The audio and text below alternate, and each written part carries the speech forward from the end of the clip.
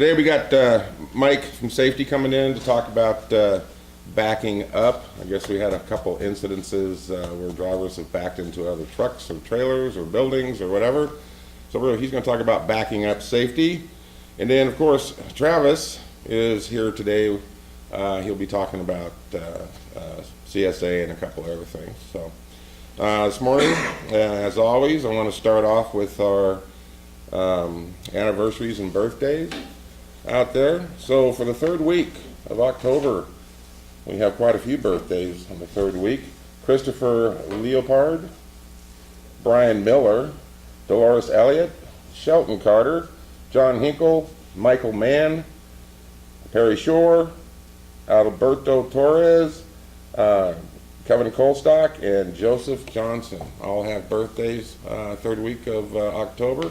Happy birthday! So happy birthday to everybody out there. We're thinking about you, and we hope you have a great day. All right. And of course, you're all 29. I know. You know, I got to be 39 now, I think. So some of you might be 39. All right. So happy birthday. Anniversaries for the third week. We have two. Jason Artis has 2 years with Smoky Point, and George Gamester has 13 years with Smoky Point Distributing. Congratulations. We hope you have many more good years here. And yay. All right. So happy birthday and happy anniversary out there. And like always, we'll do this again next week. All right. Next on the list, we have new hires with us today.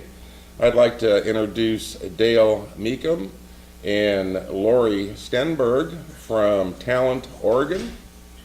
And we'd like to welcome you to the SPD family. And also Randall Tibbs comes to us from Bremerton, Washington. He's going to be on I-5, and he's going to be in the training for a couple of weeks here. But all of you have a lot of years over the road, so we hope that you'll enjoy it here at SPD, and we're extremely happy that you're here.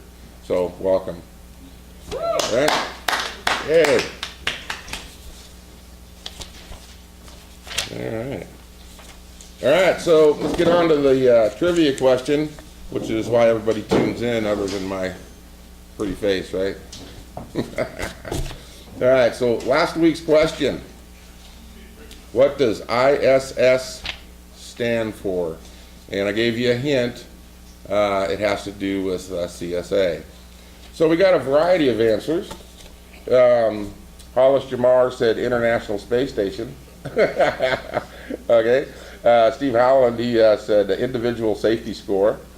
And Mr. Pabst said International Space Station as well. And then Mr. Westergaard said in-school suspension. Those are all great answers. I know you were all kidding, but I like to mention that kind of stuff. So the first one that got that correct was Scott McCarroll. He gets 500 points. And who in here can tell me what ISS stands for? I remembered last week. Huh? Anybody?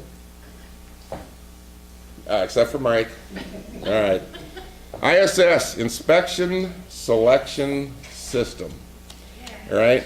So I'm going to read you a little blurb here to explain exactly what that is. When reading or hearing about way station bypass programs, you may have learned that a carrier's ISS score plays a role in determining whether a truck will receive a bypass command or not.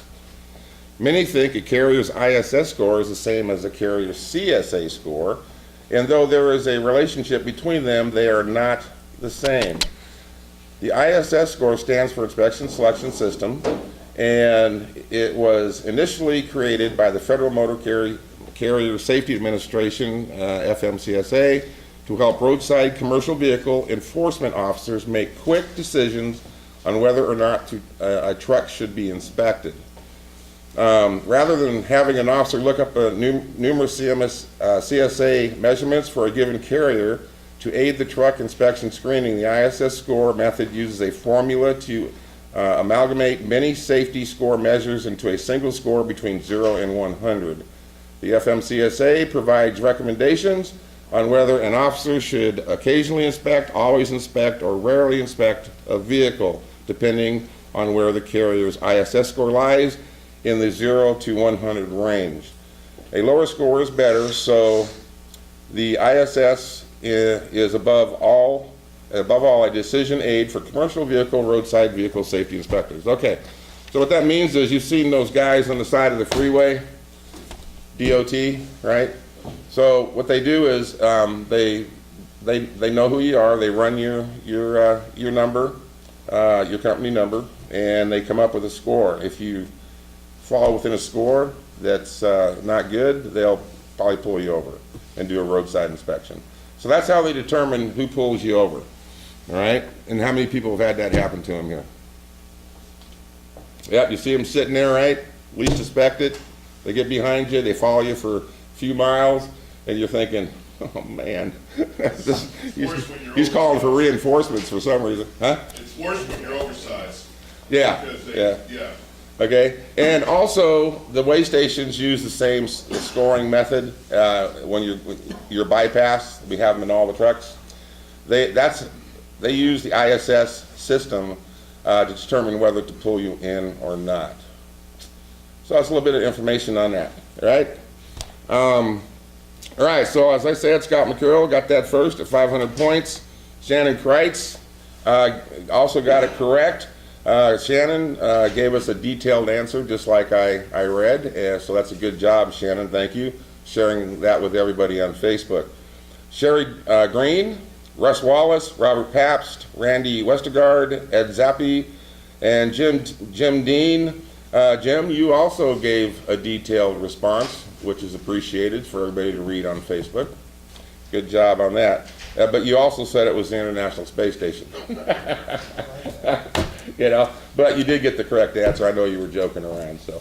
All right, I think, who did that? Mandy, you said that last week jokingly when you were sitting in here, right? Yeah. All right. It does stand for International Space Station, Yeah. but you were asking for a different context.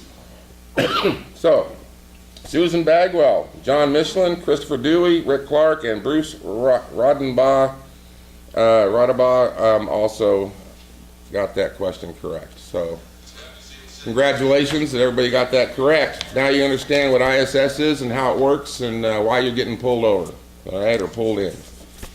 All right, today's trivia question. This is an easy one. You know, Christmas is coming up, right? So, you know, you need to get into Drive for Gold and rack up some points for those presents, right, coming up, right? We have a couple of new safety modules on there, training modules, and we don't have any surveys, but we'll have one up there soon enough. But yeah, so just get in there and get that taken care of, and you'll get some points for Christmas. So today's question: while driving, you are forced to make a sudden stop. You feel and hear your cargo, shift forward as a result. In this situation, the safest thing to do is, how many people have had that happen to them in here? You slam on the brakes and you hear a thunk, like, oh crud, right? You know, your heart sinks a little bit, you know? You're hoping the load's still on there, some part of it anyway. And, okay, so let me give you the answers. A, drive until your next scheduled stop or break and check the load at that time. I like that one. Don't you like that one? B, find a safe place to back up and slam on the brakes to move the cargo back to its original position. Okay, be honest. Who's done that before? Okay, there you go. Touchy cargo. Hoping it goes back straight, right? All right. That's what I would do. All right, C, pull over as soon as safely possible, inspect the cargo. And D, nothing, since the trailer nose is too strong for any cargo to break through. Okay, right? All right, so, obvious answer, right? All right, so answer that on Facebook. Don't say it in here, because I know you know the answer. All right, that brings up another good point. If you guys want to participate that are live in the forum here, if you want to participate in this and get the first answer, just walk outside so you can hear the question, and then answer it out there, and then you can come on back in. All right, because we got about 10, 15 second delay on that. Yeah. All right, that just makes it fair for everybody. All right. So I'm gonna stop right there for right now. Mr. Michael Haas is here, our safety director, is gonna talk about backing up. I hear we have a couple of incidences where we've backed up and didn't follow proper procedures. Back that ass up. All right? Who knows what to do when you back up, before you back up? Get out and look. Get out and look, honk that horn, get your flashers going, right? All right, you ready to go, Mike? Okay, come on up and good morning. Good morning, everyone. You know, I want to talk a little bit about what Steve talked about in regards to the ISS. I mean, I think knowing where we are from a point standpoint and where we've been and what that means and what the actual numbers mean in the cutoffs. So for everybody's information, 0 to 50 ISS score is good. You get a lot more green lights with the 0 to 50. The way the system works is that it's all done by algorithm based on our CSA basic scores. If the basic score goes above a threshold in one of our key basics, that drives up the ISS score, typically over the 50% or the 50 mark, which would automatically, you know, you've seen those cameras out on the highway. Those things can take your license plate picture at 60, 70 miles an hour. Before you even get close to the scale, they know who you are, what you're hauling, and they basically know everything about the company and about the truck. And they'll know right then. I've been in the scale, the screen actually flashes in pink inside the scale to let them know that an inspection is recommended. So, I mean, there's no like getting around it. If you've got an open bay, you're over 50, especially if you're over 75. So 0 to 50 is good. And we're at 33. Congratulate yourselves for a job well done. Yeah, right on. Okay? Now, 2 weeks ago, we were at 63, so many of you may have noticed that you were getting the red light prior to that. We got a couple things taken off our CSA score, and that definitely helped us move forward and get our scores lower down for this month. So it should be smooth sailing out there for you. 75 to 100, it's highly recommended or required. If they have an open bay, you will get inspected. So it's up to all of you to make sure that we maintain our CSA scores and not go over the threshold. All right, so if there's any questions about that, or you want to know some more information, or you want me to share your personal CSA scores with you, give me a phone call or come by the office and I'll be happy to go over your scores and how you got them and what caused them and what you can do about them, and help you in that manner. Everybody should know what their CSA scores are, okay? There's a couple things I want to talk about today in regards to safety. Our core value here at SPD is safety. We want to get you home safe to your family.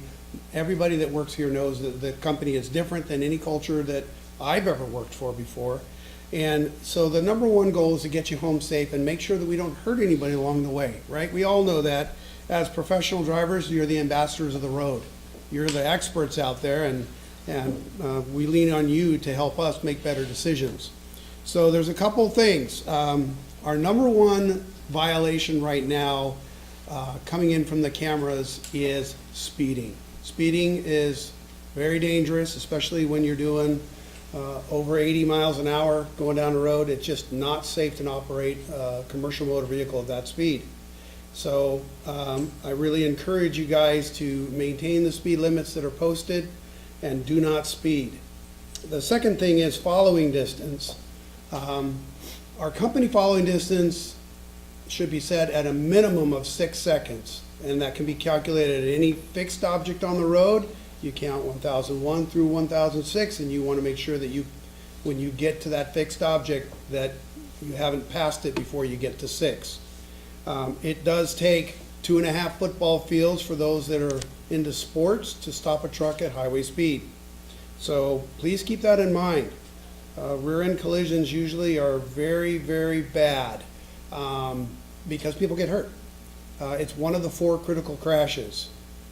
That would be a good trivia question for next week. What are the 4 critical crashes? Okay. And then the last thing I want to talk about, as Steve mentioned, is slow speed maneuvers and backing. All of us, myself included, get complacent in what we do. And sometimes it's raining outside, or you're in a hurry, or whatever the case may be, and we don't take the time to get out and look.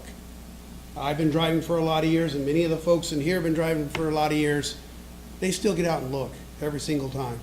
It's not going to hurt you to do it, and it's safer to do it that way. We have had 3 backing crashes since this weekend that were all avoidable had we gotten out and looked. So I'm encouraging you, I'm asking you, please get out and look.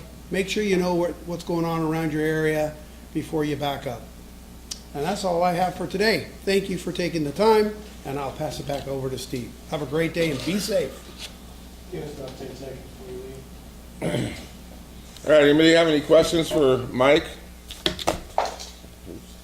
Out there? Excuse me. Nothing? Anything? I do have a question. Les Wallace wants to know if his organ thing was removed. Yes. Yes, it was. Good question. I should have called him. Okay, that's it? Right. Good morning, Travis. Morning. Uh, I didn't really have a whole lot today. I just Oh, that's fine. touch base on a couple of things that Mike was talking about. So you heard him reference cameras. So obviously any triggered event gets sent to us for review from the cameras. And we had how many triggered events last week? 219 triggered events that got sent to us for review.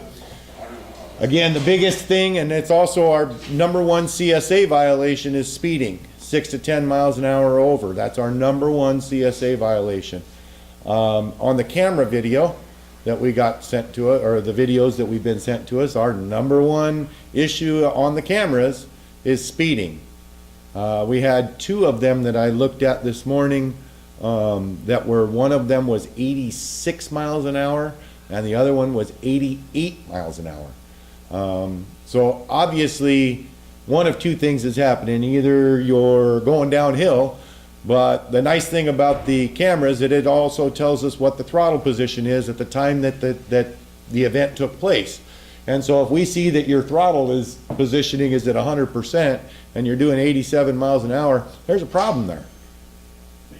There's a big problem. Obviously, your truck is not governed, which is an issue that's going to get addressed immediately. So for those of you out there that think you're out there without us knowing that your truck is not governed, think again. It comes into the shop and we will be taking it and getting it set correctly. The other thing is, you know, those cameras are not, those are not for disciplinary purposes. These cameras are a coaching opportunity, and we're going to take every bit of those opportunities when that footage gets sent to us. We will be calling, we will be checking up or following up on these camera footages with the drivers in question, excuse me. And so, again, guys, I've been talking about it for a long time. We've got to get our speeds down. We have got to get them down.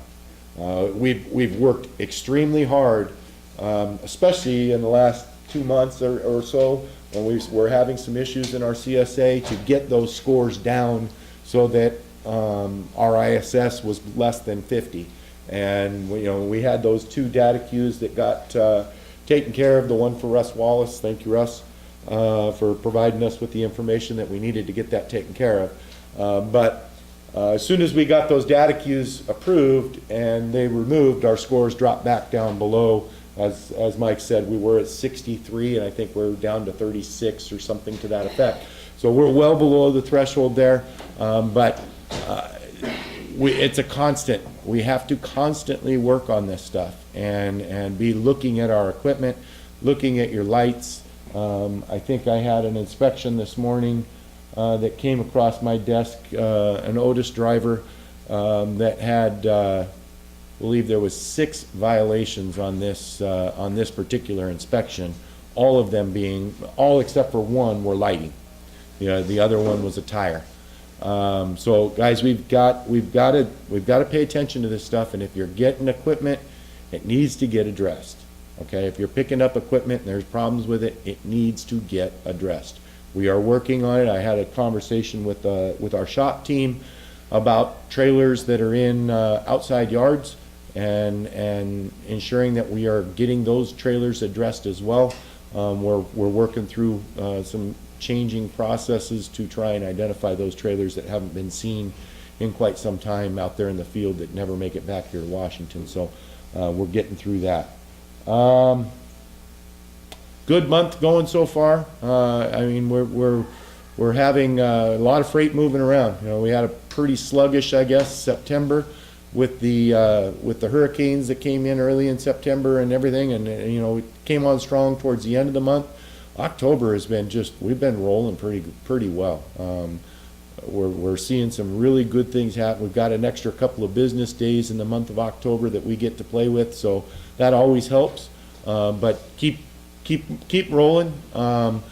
If you're having issues or you need some help, make sure you're calling, reaching out to your fleet coordinators, reaching out to driver advocate. Wally is fully engaged in the driver advocate role, so if you're out there and you need assistance, we've got some tools that we've now worked on or released to Wally so that he can assist and take a look at history and how you've been doing over a period of time, and as far as from a financial perspective as well as from a miles perspective. So he's got all of that information right in front of him. It's all brand new tool that we just released last week that we're working on, and I hope in the very near future that we will soon have a mobile app that we are.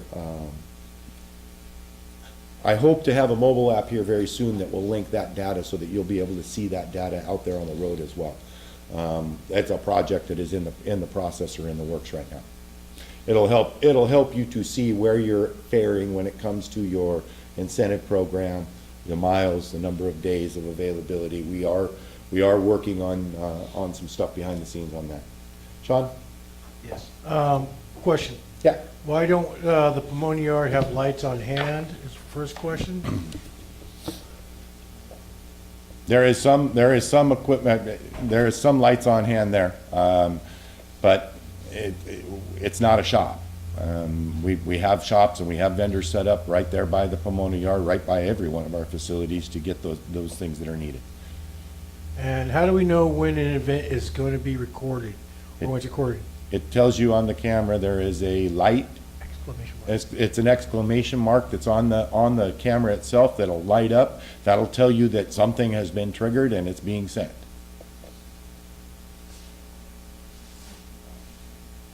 Okay? Okay. We're good? All right, guys, have a great week out there. Hopefully, sorry this week I've been buried in payroll and stuff. We've got a lot of things going on. Dan is down at the board meeting in Dallas, so hopefully coming out of the board meeting we should have some decent news coming next week. Keep plugging along. We're having again, the month of October has turned out to be a pretty fantastic month for us, and productivity is up, and all those things are really good things as we head into winter. Make sure we're seeing a lot more of that four-letter word start to creep around. Make sure you're checking out all of your equipment, okay? Make sure you're checking your chains. Make sure if you got tire socks, make sure you're checking your tire socks. If you need tire socks, we still have them available. You can get them payroll deduct as we've done last year as well. You can still get them through our shop, but you have to get a hold of our shop, and we'll get the paperwork filled out and we'll get you taken care of. But make sure you're going through and checking that equipment out, because it's coming, and it's coming hard. And we've seen it out here in the Northwest and in the West generally, and it's spreading across the country. So we're gonna need to be prepared. All right. Thanks, Ken. Okay. Thank you, Travis. All right. Yeah. So as Travis said, winter's coming. If you don't know how to put chains on, get with us. We'll instruct you on how to do that. Also, Cost and tire stocks, I'm sorry. they're, I think they're 400 or 450 or something like that. It's five something when I got mine. $180 some dollars for the set, All of them, or is it? for a set, Set? Just for the tractor, per axle. yeah, just for the tractor, I got some Yeah. last year. In other words, a lot of money. Two socks per set, right? Yes. And it's like, And the socks fit our flatbeds. do not run them in any type of dry pavement. Yeah, no, You no, will, in a matter of a few miles, you'll shred them. Destroy them. yeah, that's an expensive item to be running on dry pavement, so be careful if you have those. Now, our trucks do have set of 6 chains on the truck, and you have 2 on the trailers, and the 2 on the trailers are the cables. So some states, I think we talked about this before, require 7 chains. So, you know, so you got 6 and you got 2 on the trailer, so that's 8, right? Right there. The cables are considered a traction device, and you can use them on your drives or on your trailer or whatever. Okay? So that kind of answers that question. Okay? All right, so more on the subject of winter coming, so be ready for it. I was talking about Drive for Gold. It's time of the year to get on there and learn something, get some points, buy some stuff for the holidays. I just put 2 new modules up there. Safety training module, customer service for drivers, and under the wellness training, maintaining a healthy back. All right, because we do a lot of lifting with flatbed, right? The tarps, the securement devices, the chains, you know, it takes a toll on your back. So these are worth watching and learning about them, and plus you get 2,000 points for taking each one. So that's 4,000 points if you get them all correct. All right, just want to make you aware of that. Okay, also Drive for Gold. Since we got a lot of leaves falling, right? They got a big sale on blowers and rakes and shredders and all kinds of stuff. So if you're into that kind of stuff, The blowers are awesome, clean back your deck off too. yeah, yeah. So yeah, for like a DeWalt 20-volt blower kit, 55,800 points to buy that. Oh, okay. Yeah, go ahead, Travis. Oh. Travis has one more thing. Sorry, it just dawned on me. I had a call the other day from a driver out there in the field. Guys, if we are using nails to nail boards down into the decking of our trailers, for those wood deck trailers, remove those nails, please. We had an incident on Sunday where a driver, or Monday, excuse me, where a driver didn't see the nail in the deck of the trailer and almost fell off the back of the trailer because he tripped over it. So please, if you're using nails to secure dunnage to the trailer, make sure you remove those things. Okay? Yeah, that's a good point. You know, anytime you have an empty deck, you should always get on there and take a look and see what you got. Like, you can't see the nail just by looking. You have to actually get in there and make sure, you know. So another thing is you might want to clean your decks once in a while, right? How many drivers out there have got an empty trailer? It's got dirt, rocks, all kinds of junk all over it, especially in the curtain vans and the quick draws. Yeah, okay. Let's get a broom and clean those up a little bit. Don't just take pride in your tractor, take pride in your whole ride, all right? There you go. Pride in your ride, pictures of the trucks, you know, cleaning everything. Let's take some pride in our trailers as well. Yeah. This might be a handy place for that blower. You know, right? Right? All right. And they got shovel in here too, in case you got to dig yourself out of somewhere. But yeah, we hope that doesn't happen. Okay. Anyway, take advantage of Drive for Gold, okay? All right. So the next thing I want to talk about is a safety tip. I actually get to read it this week, Wally. You know? All right. All right. So this is just a safety tip. Statistics, geez, from the U.S. Department of Labor, DOL, show trucking to be one of the most dangerous occupations. In fact, transportation and material moving occupations amount for the largest number of fatal work injuries of any major occupational group. The most recent year for which statistics are available, the fatality rate rose from 16.7 fatalities per 100,000 to 17.5. Wow, that's a big jump, right? All right. So, well, some points here. Take time out and move around, okay? This includes taking breaks, stopping, getting out of the vehicle, all right? So don't just drive for 3 hours, stop doing specs, and keep driving, keep driving, keep driving. You need to get out and stretch, all right? Number 2, wear comfortable clothing. The best way to avoid health problems brought on by long periods of sitting is wear loose, comfortable clothing and footwear. Lack of proper blood circulation can create tremendous discomfort and result in health problems in the long run, right? So be comfortable when you're driving. That doesn't mean put your flip-flops on and put your foot up on the dash, okay? Hey, we've all seen that, right? Be careful what you're saying. Don't put your foot on the dash. Anyway, Flip-flops and driving is illegal. yeah, it's also illegal, okay? Yeah, I just wish there were DOT to get more tickets for that. Yeah. Okay, so, number 3, pay attention to your truck's interior design, believe it or not. The layout of instrument panel and switches, cab insulation to reduce interior noise, and cruise control steering are all the factors to consider. Depending upon the height and weight of the driver, the steering wheel, seat height, and backrest should always be positioned for maximum comfort so that the driver's movements are not overly restricted and his or her legs do not become subject to cramps due to lack of space. All right. Number 4, never jump from a cab to the ground. Okay, who's done that? Yep, we all have. All right, that's probably one of the most unsafe things you can do is to jump from your trailer to the ground. This places high load on the trunk and lower extremities. When you stop the vehicle and you egress into another time when lots of accidents occur, you go to step out of the vehicle and maybe you miss the step because your senses are deadened, all right? Or you jump to the ground rather than climb down the vehicle, that your body is not prepared for the impact, right? Doesn't feel too good after you do it, right? I know I've done it before and it's like, I wish I hadn't have done it. Jump from the trailer, all right? So, number 5, be careful not to don't be too macho when handling loads. This is another aspect of truck driving that goes beyond the steering wheel. Whenever possible, use mechanized equipment. An example, pallets and fork trucks.